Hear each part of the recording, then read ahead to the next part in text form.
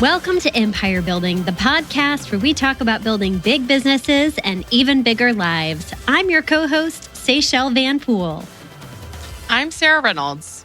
And I'm Via Williams. Today, we're going to talk about a topic that we have all felt. And that's the topic of leadership lonely.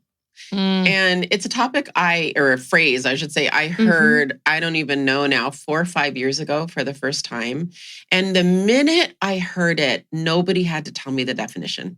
I knew exactly what it meant.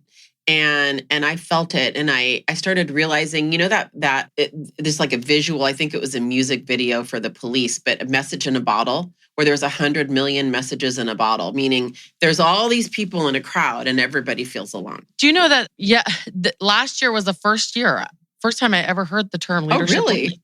That's amazing. Yeah. And actually, before even hearing the term, I was on a plane with multiple team members, and one of them asked me, "Do you feel alone?" And I paused because I had never even been asked that before. And I looked and I said, yes. Like which was very, what a question. Like, who asked you that? Like, who was it? My CGO. Okay, He could tell. So it was a close. Okay, that's what I'm getting at. It was and he could see that it was showing up in things. Yeah, not showing up, but that's really insightful. Actually, that's really cool. Yeah, it is. Yep. Well, and you've always heard the phrase like the bigger you get, the lonelier it gets. And I always, when we were smaller, I thought, no way, like your organization's bigger, like you have more friends, you have more like relationships. And it's so true because, we were talking about before hopping on recording today, like the things that you can say publicly become less and less and less and less and less. And I can see it safe now. Circle, your safe circle is much smaller. The bigger your organization gets, the more people know who you are. It really, your safe circle becomes extremely small, right? So leaders, we're surrounded by people all day long, right? We're surrounded by people all day long, but we are at risk for loneliness because again, there's fewer people that understand the challenges that face us, right? And then also the burden that goes with it. So, and here's the thing, Sarah, like if you really break it down, okay, and you get into like why and the definition of it, well, you can't always go up, meaning, board of directors or a boss or, partner or something. You can't always go up for a variety of reasons. You don't always want to go sideways lateral because, if you have peers and colleagues, you don't always want to burden them with your problems. They have problems of their own. There's a variety of reasons. And you certainly don't want to trickle down where, you're burdening subordinates or people that rely on you for their livelihood, right? Yeah. Or leadership in general, even if it's not livelihood. And so what happens is there's nowhere to go. There's nowhere to go that because the people who, to your point, Sarah, understand it are the people in your organization, thus feeling lonely. So, what does it feel like? I guess my first question is what does it feel like to be leadership lonely? It feels really isolating. Okay. Yep. I had an amazing conversation with Sue Adler, who is a phenomenal leader and empire builder. And she said to me, she pulled me aside, and I'm gonna cry, but I was with her last weekend, and she said to me, I went through a lot of what I'm seeing you go through in my career and as my empire sort of built. And she said, and I isolated. So what I did was I isolated. And she goes, and you're isolated. I didn't even see it, right? But that's part of it is when you intentionally isolate, you're not speaking out as much, then you just become lonelier and lonelier, right? But feeling like you don't have anywhere to go or anyone you can talk to. The other big thing is like, a lot of times surrounding yourself by people that, not surrounding yourself, but leaders, everyone needs something from you.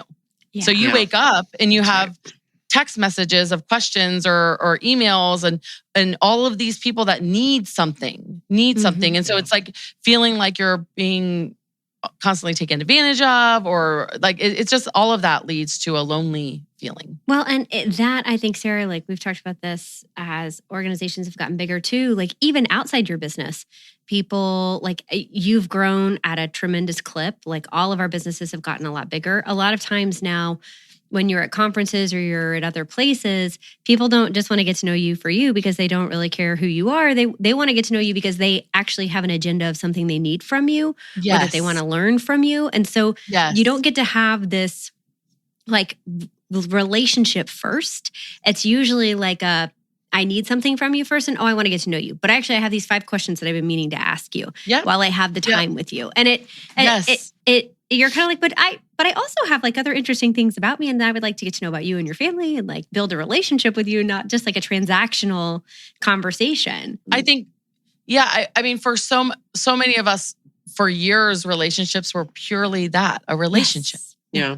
Right. I mean, I think about the two of you. I met you and we, like Sarah, you and I had moms in business. We sat for coffee. We talked probably for 20 minutes about business and a ton about our family dynamics, right? Yes. And Via, like I got to know you when we first got to the ranch really well. And like there was nothing that I needed from you. Like that's such a rare thing to have that as you get bigger. Yep. And then the biggest thing for me last year that really played into this for me personally was, I mean, there comes a point too where those that are your mentors, you have a shift in that relationship to where they're no longer, they also need something as well. So they're mentoring you and that was the relationship. And then it all of a sudden that relationship shifts. And so all of those things lead to loneliness. And so many of us, I think, do fall into the trap of isolating. And I think it's something to be so aware of. So it's such a real topic. Yeah. And, speaking of being leadership lonely, I'm over here, I'm actually back at the office. It's been weeks because I've been isolating at home with COVID that's taken a lot longer, if we're being honest, I am still not at 100%, which is another topic. Like I should be, So we'll have to do another health topic. Thank you. Smoke and mirrors though, right? I mean, like you can look, you can look good on the outside. So true. But, you guys were all at a retreat that I had to miss because of COVID. And it was called Empire Circle. And it was a deeply meaningful trip because we started this company a few years ago and we do these big events called Her Best Life. And we decided we wanted to have a more intense small group, right, experience from that. And so we created this thing called Empire Circle, and we asked people at our event in September if they would like to be part of it. And it was really expensive. It was a really big financial commitment. How many people ended up coming and signing up initially? Yeah. So we initially, it was a room of about 300, empire builders, right, in the room. And I had projected we would have maybe 10 sign up to apply to be part of our Empire Circle. I believe we had 71. Yeah, it was crazy. 71 apply. So almost a third of the room applied. I mean, it was so eye-opening. So like for me, I'm the treasurer, so I'm like projecting out and planning it out. And then for me, I just had this aha at the end of the day. This shows how lonely leadership is. Yeah. Right? How much every female empire builder in that room craved relationships and craved being in a room of people that are like them. Yeah. And that they could talk to and have that freedom. And it was just very eye-opening. That alone speaks to this topic today, that many people applied to be part of the Empire Circle. And so you guys had, you just are fresh back from your retreat. It was in Key Largo. And the reason I'm kind of tying that in and bringing it in to this is that to me, what was amazing about it is you had a bunch of really powerful, successful women that, and they were leadership lonely, right? Yeah. Yes. So I'm curious, and, because I wasn't there, I'm going to have you guys, tell me and our listeners, but I'm curious, how would you say that the attendees, the 20, how many, 25, 30 people? 40. We have 40 attendees. 40, yeah. And then us as the dolls and the team that were throwing the event. Yeah. Right. I think there were just over 50 of us total. Okay. Yeah. So I'm curious, what were they saying about being leadership lonely? How did they describe it? And what was, I'd love to hear more about that conversation. Yeah. Yeah. So we did this exercise, and it was sharing what you're struggling with. And one of the women at my table said, I'm really struggling with the anxiety and burden of growth and in paying my people. Yeah. Like when am I going to sleep better? And when does the anxiety go away? When does the burden go away? Asking me, like, please tell me, like, at what point does that go away? And I looked at her and I said, oh, it doesn't. And now you get used to it, but it doesn't go away. And she looked at me and goes, the relief I got from you saying that, she's talking to me. The relief I got from you saying that is I just needed someone to tell me I'm not alone in it. Like other people feel it too, and the permission to talk about it. Yeah. And so like that was one thing that stands out to me of just like being in a room where you can say that and you're not scaring your people, right? Because they're not there, right? And you have people that say it's okay, and you still can build a big business, and you still have, as long as you surround yourself with the right people. I think I love that, Sarah, and it's so spot on. I think one of the things that I heard was I have dreams and goals and ambitions that a lot of people in my local community might not necessarily understand. And I don't want to feel bad or guilty for wanting those things, because that is in my heart's desire to impact a lot of people, or to grow this amazing business, or to give great service, or to give back, or to have a high net worth, or to change generational wealth for my family. And I don't have people anywhere around me that I can have conversations with that I don't feel like I'm being judged, or that I'm being put down, or that I'm being told that's too ambitious or too bullish. And I want to be in a room of people who look at me and say, that's awesome. How are we going to get you there? How are you going to do it? Let's go do it. And I think that there was something really magical when you put 50 high-powered empire builders, in this case, it happened to be women. I think it can happen with men too, but in this case, it happened to be women, all looking at each other with their dreams and ambitions and goals and desires, and saying, not only is that freaking awesome, let's put some accountability and systems and support in place for you to be able to go do that.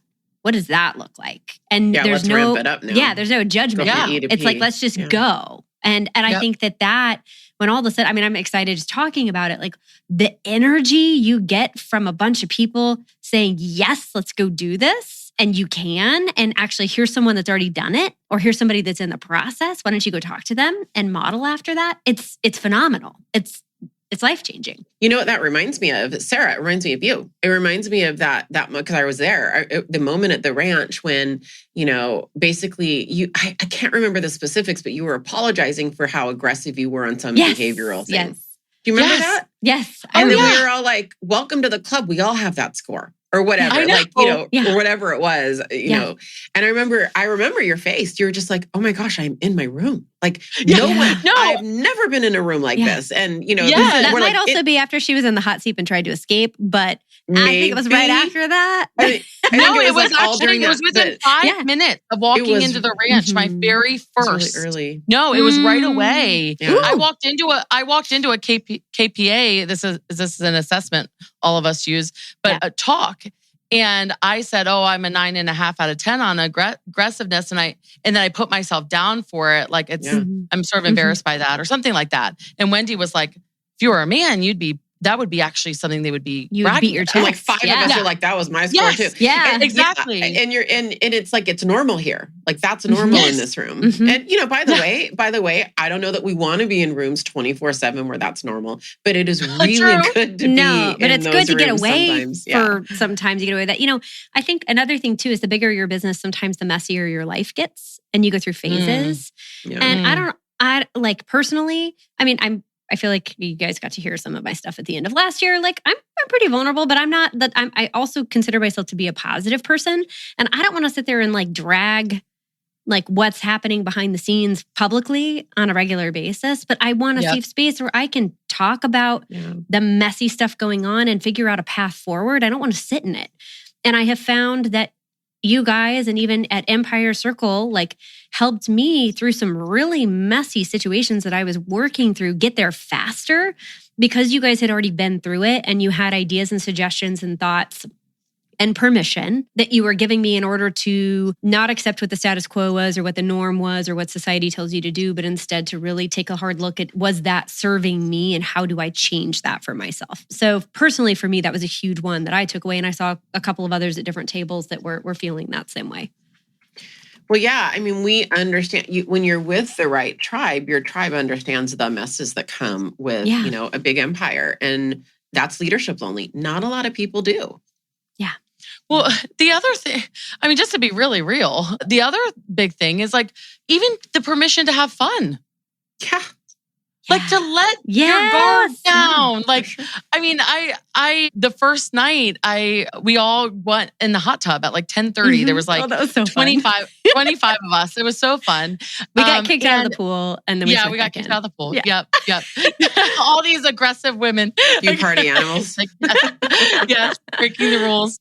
But honestly, the afterwards, so many of the females came up to me and said, I love seeing you with your guard down. Like that's not who we see, on social media or on the stage. Because you can't be. You have to be, when you're a leader, you have to be on. You have to be on. And it's like, didn't feel like I had to be on. It was a safe place for me just to be Sarah, right? To be Sarah. And so surrounding yourself and getting in a room where you can just be you, people that get you, and you can let your guard down and just have fun.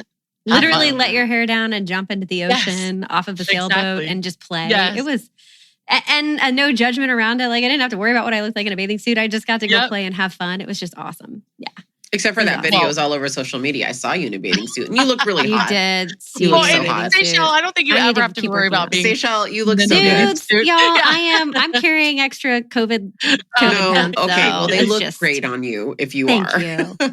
Thank you. I'm going to take that. I'm going to put that in my pocket. I'm going to save that for a day when I'm eating my cheese balls and I'm going to use that for later. Did. So before we started this, like right before we press record, Seychelle's doing it now. If you're for Diane, for our one two watcher. YouTube viewers. Oh, we have two now. That's right.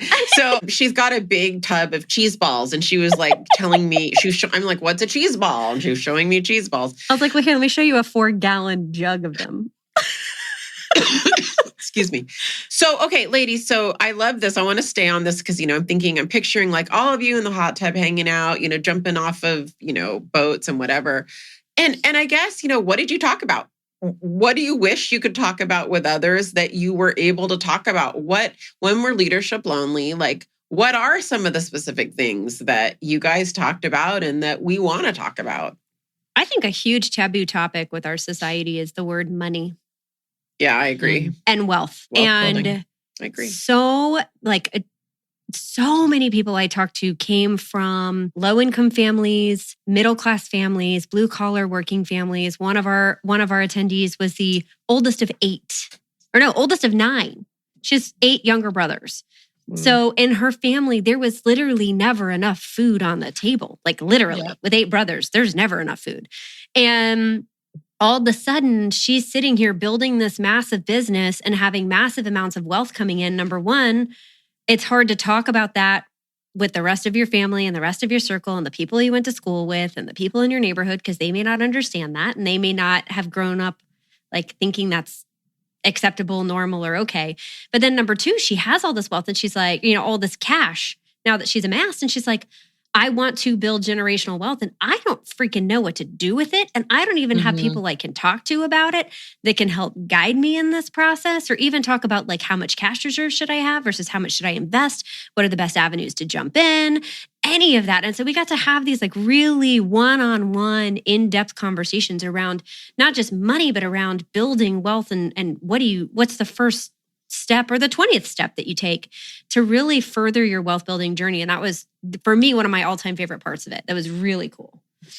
I love that part too. And the other side of that I think was really awesome is I was part of multiple conversations where maybe they haven't built as much cash yet, right? Except they have good size organizations and they're investing in their businesses, and yet they also feel like they can't talk about money openly because of where they're at. But so having a safe place of like many of us shared our journees. Yeah, Via, yours is a great one to talk about. And it's We'll put the incredible. episode number for that in show notes. And we're gonna talk about that more this year. I do think that, like, you know, for me anyway, I hear a lot of financial advisors and I hear about all these grand plans. Like, I want to talk more about how do you get to that first million net worth. Ooh, I love on that. paper. That doesn't include your primary residence, although that's not a bad thing because I am in it right now. And like understanding, I've just been a student of this, understanding the differences between asset, you know, building and growth and cash flow. Yes. And just all those things. Like, who do you talk to about that?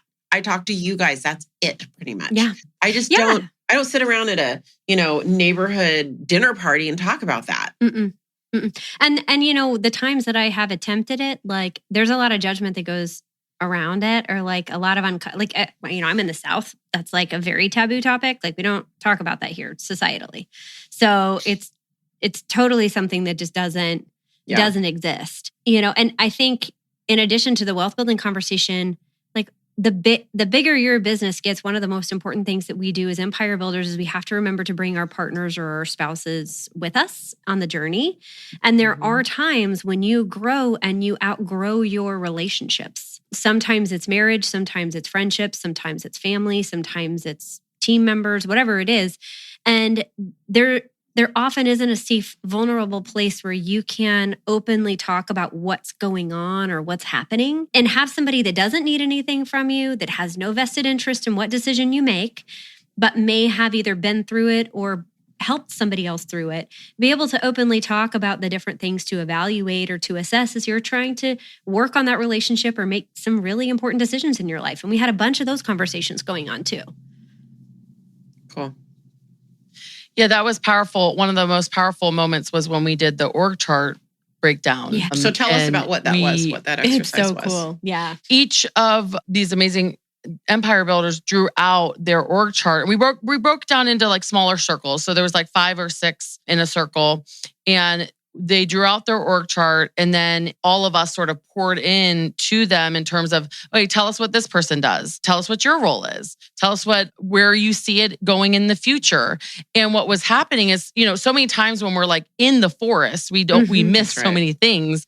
So having these brilliant minds be able to look at your business and say, okay, this is where I see it going, or these are some traps that you might want to watch out for, and really giving more clarification on the role and making sure that you're not going to burn out because too many people answer to you. Like all of these things came up. And I think what's so powerful about that is it was a safe place for them to do that. Yeah. Right? I mean, we didn't have a tie to the relationship of whoever's name was in that bubble. All we were looking at was like, okay, what is their role and how to make sure that the organization can be better with it, as well as that leader. So I think that was huge. You know, another thing that I found was like these amazing entrepreneurs growing from this mindset of like the scarcity mindset of like, there's never enough business, there's never enough revenue, there's never enough leads, there's never enough people, there's never enough whatever it is, right, in your business world, to all of a sudden really working hard to be abundant minded and hands open to opportunity, and to saying no to say yes, and like really thinking more strategically with their businesses instead of this just I have to say yes to everything because it's in front of me right now. And so that was a really fun consulting conversation for us to get to have with that too. Okay, I so relate to that. I'm so bummed I wasn't there. This is hard because I'm like, oh, I missed all these conversations, but you know, I used to feel like that too. Yeah, and it's funny how simple to me anyway, the answer is it kind of boils down to wealth building. But when you have ample reserves, a lot of that goes away.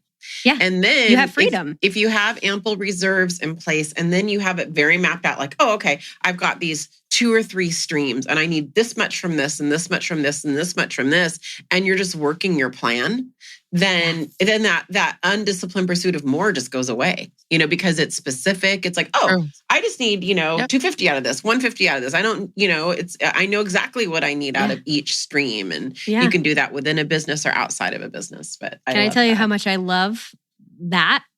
Like that conversation is just fantastic. That just that makes me so happy. I wish it was in a I'm so happy. Yeah. So happy. It's okay. We're going to have you at the next one and we're going to make up for it. You're going to have what? I'm double the buying fun. so many houses right now. I was like, ooh, don't like my cash position right now. Isn't it funny how you change? Like, I'm like my standards for what I'm like, ooh, I've got a higher bar for the bottom. And I don't, like, whew. Yeah. Yep. Yeah. Anyway. Yeah.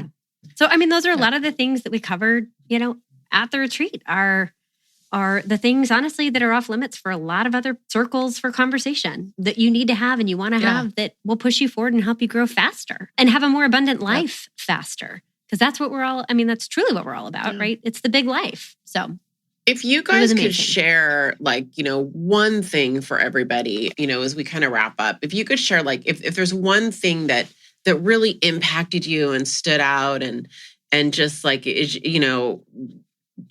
had a big impact. I think for me, I have always felt called to helping other leaders and in particular, helping other female empire builders. And I mean, that's a big reason why I think all four of us do this podcast because that's on our heart. And I think for me, it was, I guess, very fulfilling the work that we did at the retreat in terms of just putting the room together and creating this safe place.